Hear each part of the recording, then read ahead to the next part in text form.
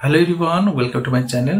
তো আগের ভিডিওতে অনেক কমেন্ট করেছো, অনেকে জানতে চেয়েছো যে স্যার আমাদের তো ওয়েস্ট বেঙ্গল পুলিশ এসআইয়ের মাঠ অর্থাৎ পিএমটি পিইটি বেশি দেরি নেই, 7 দিন টাইম আছে। এই মুহূর্তে দাঁড়িয়ে আমরা কিভাবে ওয়েট গেইন করবো? হ্যাঁ, আমার এত কেজি কম, কারো এত কেজি কম, হ্যাঁ, সেক্ষেত্রে ওয়েট এই 7 দিনে কিভাবে গেইন করা যেতে পারে, এটা একটা কোশ্চেন তোমরা করেছো।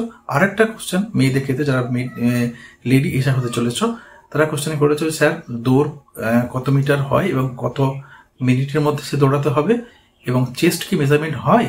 এই দুটো টপিক তোমরা জিজ্ঞেস করেছো, দুটো জিনিস তোমরা আমাকে জানতে চেয়েছো। চলো চেয়ে নিই আজকের ভিডিওতে। পুরো ভিডিওটা দেখো, আশা করি তোমাদের কনসেপ্ট ক্লিয়ার হবে। ওকে, প্রথমত মেয়েদের ক্ষেত্রে যদি বলি, মেয়েদের ক্ষেত্রে দৌড় হচ্ছে তোমাদেরকে 400 মিটার দৌড়াতে হবে, 2 মিনিটের মধ্যে দৌড়াতে হবে।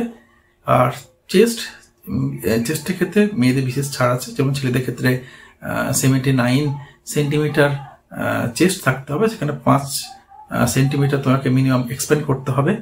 মেয়েদের ক্ষেত্রে কিন্তু এক্ষেত্রে বিশেষ ছাড়, মেয়েদের ক্ষেত্রে চেস্ট মেজারমেন্ট হয় না। ওকে, বোঝা গেছে। এবার আসি ওয়েট গেইনের ক্ষেত্রে। তোমাদের মধ্যে অনেককে দেখলাম যারা অনেকে জিজ্ঞেস করেছো, কারো 9 কেজি ওয়েট কমাচ্ছে, কারো 800 গ্রাম, কারো 500 গ্রাম ওয়েট কমাচ্ছে।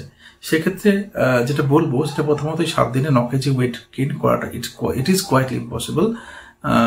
সেটা কিন্তু সম্ভব নয়।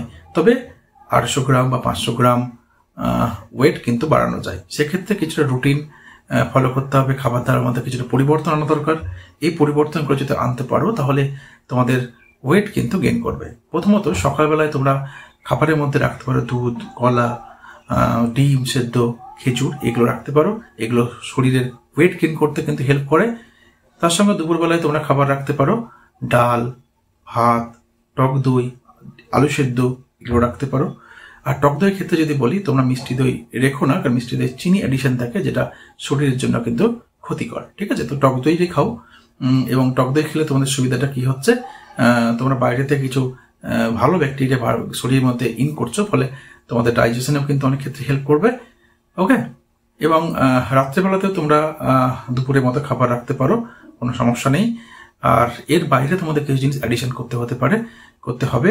সেটা হচ্ছে যে কোনো ধরনের বাদাম, তোমার যেটা অ্যাফোর্ডেবল মনে হয়, চীনা বাদাম হতে পারে, কাঠবাদাম হতে পারে, পেস্তা বাদাম হতে পারে, যেটা তোমাদের অ্যাফোর্ডেবল হয় সেটা তোমরা খেতে পারো।